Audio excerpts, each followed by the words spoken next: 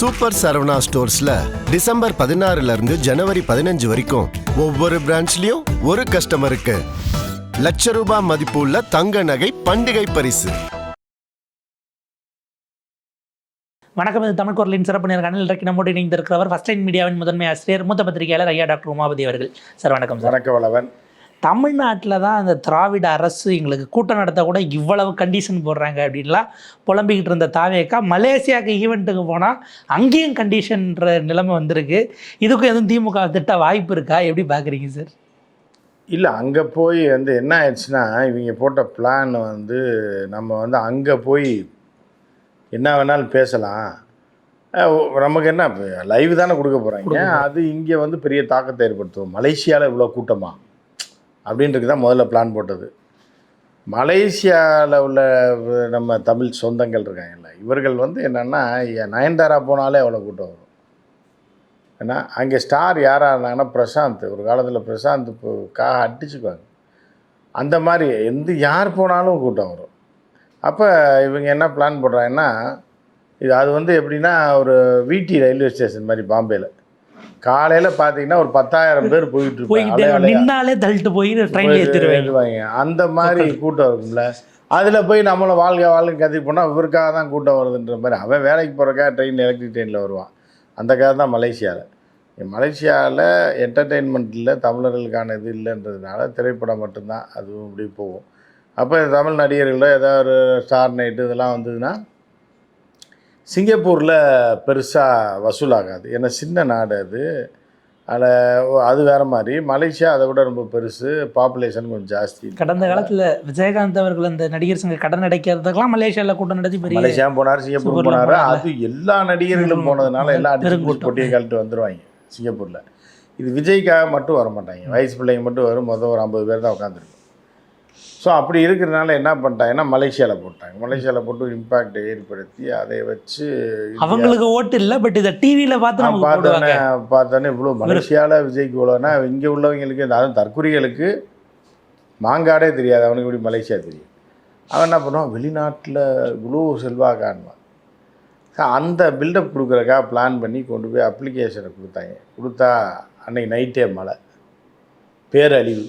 மலேசியாவில் எல்லா இடத்துலையும் தண்ணி தேங்கி விவசாயம் பாதித்து பெரிய அளவில் பிரச்சனை ஆயிடுச்சு. கவர்மெண்ட் ஆஃபீஸே மூடுற அளவுக்கு செயல்படலை 2 நாள்.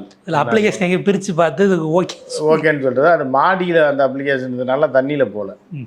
ஸோ அவங்க பார்த்துட்டு என்ன சொல்கிறாங்கன்னா, ஒரு வாய்மொழி உறுதிமொழியை சொல்லிட்டேன், நடத்திங்க அந்த டேட்டில் நடத்திங்க, நம்ம மித்த விஷயம்லாம் அப்புறம் பேசிக்கலாம், நாங்கள் லெட்டர் கொடுக்குறோன்ட்டாங்க. வந்துட்டாங்க.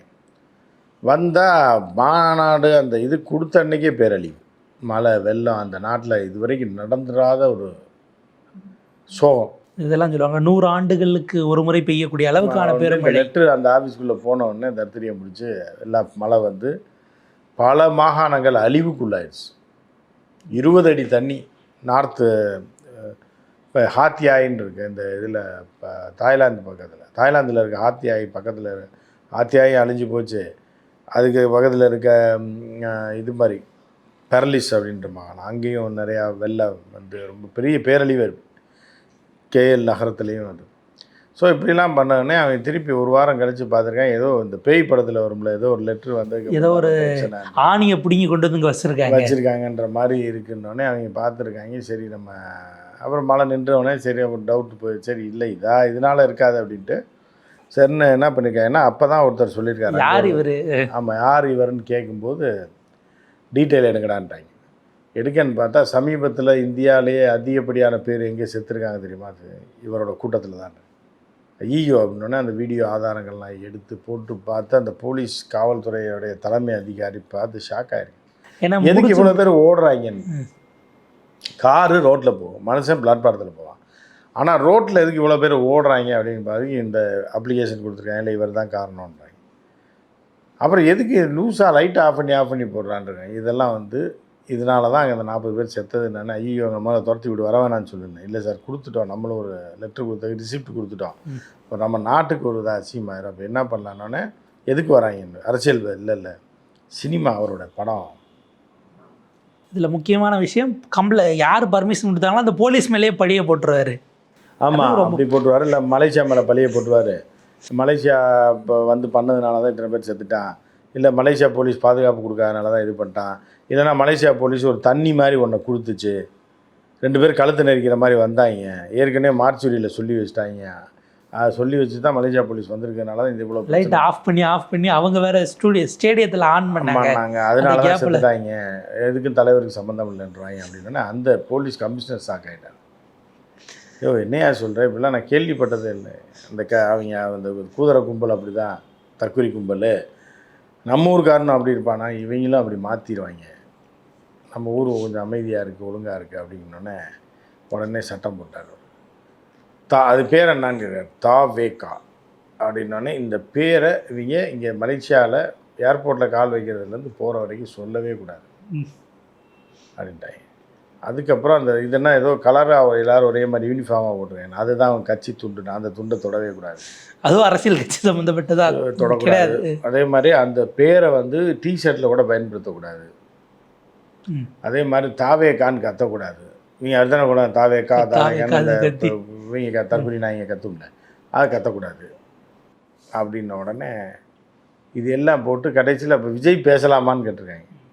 பாடலாம், சினிமாவை பற்றி பேசலாம், கட்சியை பற்றி பேசினா அரெஸ்ட் பண்ணிடுவோம், அது யாராக இருந்தாலும் அப்படின்னோடனே பணம் கட்டியாச்சு, ஸ்டேடியத்துக்கு எல்லாம் ஏற்பாடு பண்ணியாச்சு, இப்போ ரேடியோ செட்டுக்காரனுக்கெல்லாம் சொல்லியாச்சு, லட்சக்கணக்கில் செலவு பண்ணிட்டாங்க, இப்போ கேன்சலும் பண்ண முடியாது. அப்போ விஜய் போகிறது தேவையில்லாத ஒரு ஆணியாக தான். ஏன்னா ப்ரொடக்ஷன் கம்பெனி படத்துக்கு முன்னாடியே ஒரு ஈவெண்ட்டை நடத்தி அவங்க ஒரு இதை பார்க்கணுங்கிறத பார்க்குறாங்க. அரசியல் மூவியாக இருந்தால் எப்படி ஓடும், சிக்கல் ஆனாலும் ஆகலாங்கிறதுனால முன்கூட்டியே ஒரு வசூல். லோக்கல் நடத்தினா கட்சிக்காரங்க பிளாக் டிக்கெட் வர கேட்பாங்க. மலேசியா போது டிக்கெட் ஒரு ஒரு ஒரு என்னென்னா 100 வெள்ளி போட்டால் 2000, 500 வெள்ளி போடலாம், ஒரு 10,000 ரூபா போடலாம், 200 வெள்ளி, 250 வெள்ளி, 500. அதில் இந்த கோல்டு, டைமண்டு, பிளாட்டினம்னு அப்படின்னு போட்டு பக்கத்தில் இருந்து பார்க்குறது, தூரம் பார்க்குறதுலாம் போட்டுருவாங்க. வசூல் பண்ணிட்டு போட்டாங்கன்னா ஏகப்பட்ட காசு வசூலாகும். அதை வச்சு பெரிய அமௌண்ட் அடிச்சிடலாம் அப்படின்னு பிளான் பண்ணி போடுறாங்க. என்ன நடக்குது பார்க்கலாம். இப்போ அவர் மலேசியா போகிறதுனால கட்சி பணிகள் பாதிக்கப்படுமா, அதை நம்ம எப்படி பார்க்க வேண்டியது? ஏன்னா செங்கோட்டை சொல்கிறாரு, தலைவர் 2 நாட்கள் வெளிநாடு போகிறாரு, அவர் போயிட்டு வந்த பிறகு தான் நாங்கள் அடுத்த கூட்டம் எங்கன்னு முடிவு பண்ண முடியும் அப்படின்னா இப்போ கட்சி பணி என்ன ஆகிறது அவர் இல்லாமல் அப்படின்னு. 2 நாள் தானே வந்துடுவார்ல, அவங்களே 2-3 நாள் அவங்களே வண்டி ஏற்றி விட்டுருவாங்க, 2 நாளில் வந்து தான் ஆகணும். அதுவும் போக அங்கெல்லாம் லேட்டாக போனால் ஃபைன் போட்டுருவாங்க. மக்களை இப்படிலாம் காக்க வச்சா போலீஸே ஃபைன் போட்டுரும். பெர்மிஷன் வாங்கின எத்தனை மணிக்கு? சாயந்தரம் 5 to 7. எத்தனை மணிக்கு ஸ்டேஜுக்கு வந்து 6:30, வேலைக்கு ஆகாது. ஃபைனை 1 மணி நேரம் வரலன்னா கேன்சல் எல்லாம் போங்கன்னு கலைச்சி விட்ருவாங்க. அவங்கள போலீஸை கலைச்சி விட்ருவாங்க. அந்த பயம் இருக்குது. ஸோ அதனால் ஒரு பயம் கலந்த ஒரு இதோடு அங்கே போகிறாப்புல ஓட்டு. இல்லை இங்கே வந்து ஃப்ரீயாக பார்க்க வரதுனால தான் லேட்டாக போனார். அங்கே அவங்க பணம் கொடுத்துல வராங்க, அவங்க கேஸ் கிஸ் எல்லாம் போட்டு இழுத்து விட்டாங்கன்னா மெஸ்ஸியை பார்க்க வந்து ஆன மாதிரி ஆயிடுச்சுன்னா, டிக்கெட்டு கொடுத்துட்டு ஸ்டேடியத்தோட கணக்கு ஆயிடுச்சுன்னா அவங்க நாட்டுக்கு தான் அது கேடு. ஆர்கனைசர்லாம் சிக்கிடுவாங்க, கவர்மெண்ட் போட்டு பாய் தான் பண்ணுறாப்புல. அதனால் என்னென்னா ரொம்ப தீவிரமாக போலீஸ் கண்ணில் விளக்கெண்ணை ஊற்றி பார்த்துட்ருக்காங்க. இது என்னடா தெரியாதனமாக தலையாட்டிட்டோம், சினிமா நடிகர்னாங்க, கடைசியில் இந்த நடிகர் இந்த ஆள்னால 40 பேர் செத்துருக்கான் அப்படிங்கும்போது அவங்க பதட்டம் ஆகிட்டாங்க. எங்கள் ஊரில் 40 பேர் செத்தா வரலாறு ஆயிடும், வேறு மாதிரி ஆயிடும் அது அப்படின்னு சொல்லி ரைட்டு அப்படின்னு போட்டிருக்காங்க. 4 பேர் செத்தாலே அது பெரும் கரும்புள்ளி. அது பொதுக்கூட்டம் இந்த மாதிரி அரசியல் இதெல்லாம் சாவாங்களாங்கிற நிலைமைக்கு தான் அவங்க கேட்டுருக்காங்க. இதெல்லாம் நம்ம ஊரில் இல்லையே, கேள்விப்பட்டு இருக்காங்க. நம்ம ஊருக்கு அசிங்கம் தான். இது ஏதோ பயங்கரமான வியாதியை கொண்டு வந்து கலாச்சாரத்தை பரப்பி விட்றாங்களா அப்படின்ற மாதிரி அவங்க யோசிப்பாங்க. என்ன நடக்குது பார்க்கலாம். இதுக்கு நடுவில் சீமான் வந்து நீ தூய சக்தியா அப்படின்னா ஜனநாயகம் டிக்கெட்டை பிளாக்ல விற்க மாட்டியா, அவ்வளோ பெரிய நல்லவனா நீ அப்படின்னு கேட்டிருக்காப்புல. இந்த படத்து டிக்கெட்டு ஏன்னா ஏற்கனவே இருக்கும்போது ஒருத்தர் ரொம்ப வருத்தப்பட்டு போட்டிருந்தாரு, எதை வேணாலும் சொல்லிட்டு போது மாவட்ட செயலாளர் மேடையில் திமுக திட்டினானே, அவன்கிட்ட நான் 10 வருஷத்துக்கு முன்னாடி பிளாக்ல டிக்கெட் வாங்கிட்டு எங்கள் ஊரில் படம் பார்க்க போனேன், அவனெல்லாம் மாவட்ட செயலாளர் ஆக்கியிருக்காங்க அப்படின்ற மாதிரி சொன்னாங்க. இதில் ஒரு வசூல் வழக்கமாக ரசிகர் மன்றங்கள் பார்க்கும்ல, அது இந்த மாதிரி இல்லாமல் இருக்குமா? ஏன்னா அவர் தூய சக்திங்கிறதுனால. அதை எப்படி தூய சக்தியாக இருந்தாலும் நான் இந்த தூய சக்தியாக இருந்தானே எனக்கு கொடுக்க வேண்டிய காசை கொடுறான்றாங்க. மல்டிப்ளெக்ஸ்லாம் விலையை குறைச்சி தான் கொடுக்கணும், நான் வந்து நாளைக்கு அரசியலில் மாற்றத்தை ஏற்படுத்த போகிறேன் அது விஜய் சொல்ல மாட்டேன். மல்டிப்ளெக்ஸில் குறைச்சுன்னா விஜயை பிச்சை தான் எடுக்கணும். விஜய்க்கு வர மாமூலி அதுலேருந்து தானே வருது. 200 கோடி சம்பளங்கிறது இந்த மாதிரி ஆகிற பிஸ்னஸ்ஸு. இப்போ பிளாக்ல டிக்கெட் விற்கிறது, இந்த காசு போகிறதையும் மொத்தமாக விஜய் அடிச்சுடுவாங்க முன்னாடியே. மீதி வர்றதான் அவனுக்கு. அண்ணன் தின்னுட்டு செதறதுக்கு பாருங்க, புரியுதா அவனுக்கு. வடிவேலுக்கு நான் இட்லி போடுவாங்க பாருங்க, போட்டோன்னே கப்புன்னு 4 பேர் வந்து கை வச்சுருவாங்க. அதுதான் இந்த ரசிகர்கள், ப்ரொடியூசரு, டிஸ்ட்ரிபியூட்டர்லாம். இலை வந்து விழுகிறது யாருக்குன்னா அண்ணனுக்கு தான் விழுகும். அண்ணன் கப்புன்னு அண்ணன் எடுத்து முடிஞ்சு அண்ணன் நிற்கும் போது தான் இலையில நிறைய வாரி வைப்பாங்க. அதான் ஆனால் கம்பிக்குள்ள கை கழிச்சுன்னா ஒன்றும் இல்லை. அண்ணன் சாப்பிட்றத போக தான் இதாகும். பட் அந்த மாதிரி விஜய் சாப்பிட்றதுலேருந்து செதறி விழுகிறது தான் அவங்க எடுத்து சாப்பிடுவாங்க. அந்த பழைய பாட்டு ஒன்று சொல்லுவாங்கள்ல, யானை சாப்பிட்றதுல கவலத்திலிருந்து செதறி விழுந்தது தான் எறும்பு லட்சக்கணக்கான எறும்புக்கு அது வந்து தீனியாக இருக்கும். அப்படின்ற மாதிரி தான் தாவேகா தற்கொலைகளுக்கான தீனியை வந்து அதுதான் யானை சின்னம் கேட்டது, புரியுது அவங்களுக்கு. அது 2 யானை வச்சுருந்தாங்க கொடியில். 2 யானை கொடியில் வச்சுக்கலாம். அந்த யானை அதுதான் பெரிய இது தின்னுவிட்டு கண்ட இடத்துல போய் திங்கும். தின்னுட்டு வந்து செதற விடுறதெல்லாம் இந்த தற்கொலை. அது யானை விவசாய நிலத்துக்குள்ளே போச்சுன்னா உருளைக்காய். இப்போ அப்படி தான் ஆயிடுச்சு. இப்போ கரும்பு தோட்டத்துக்குள்ளெல்லாம் முந்துச்சுன்னா வியாபாரிக்கு ஒன்றும் கிடைக்காது. அது சாப்பிட்டதை விட மிதிச்சு நாசமானது தான் ஜாஸ்தியாக இருக்கும். அந்த மாதிரி தான் இப்போ விஜய் பொதுக்கூட்டம்ன்றதே மக்கள் விஜய்னால நாசமாக போகிறதுன்றது அடுத்த விஷயம். விஜய் பிரச்சாரம் பண்ணதுனால நாசமாக போனவங்க தான் நிறையா பேர் இருப்பாங்க. ஸோ அந்த மாதிரி தான் பேசுனதை கேட்டு அரசியல் ரீதியாக அதெல்லாம் அப்புறம் போயிட்டு வந்ததுலேயே இத்தனை பேர் இட்டுன்னு போகிறதுலையே இவ்வளோ பிரச்சனை இருக்குது அப்படின்றது தான். அங்கே யார் இட்டுன்னு போகிறான்னு தெரில, அவரே போயிடுவார்னு நினைக்கிறேன். ஏன்னா இப்போ அவர் புஷி ஆனந்துக்கு வழி தெரியாது மலேசியாவில். ஸோ அதனால் புஷி ஆனந்தை விட்டு போயிடுவாங்க, ஆர்கனைசரை மாற்றிடுவாங்க. ஏன்னா கட்சிக்காரங்க வரக்கூடாதுன்றாங்க, கட்சியாக நடத்தக்கூடாதுன்றதுனால ஆதவ அர்ஜுனா மட்டும் கூப்பிட்டு போவாங்க. பாப்போம் சார். ஒரு விரிவான ஒரு இடையில் உங்கள் நேரத்துக்கு பொறுத்தளவுக்கு மிக்க நன்றி சார்.